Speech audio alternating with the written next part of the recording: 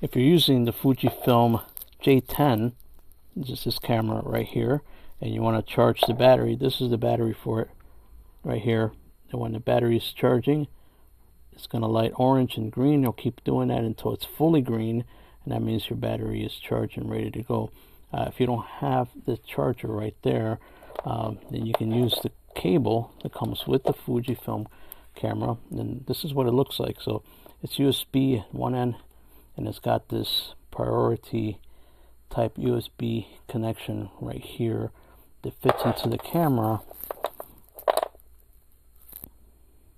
on the side right there.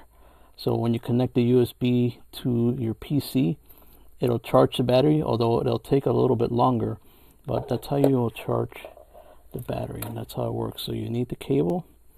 If you don't have that, then you need the charger, and that's what will charge your battery for the J10. Let me know if that was useful to you. I'll see you in the next one very soon.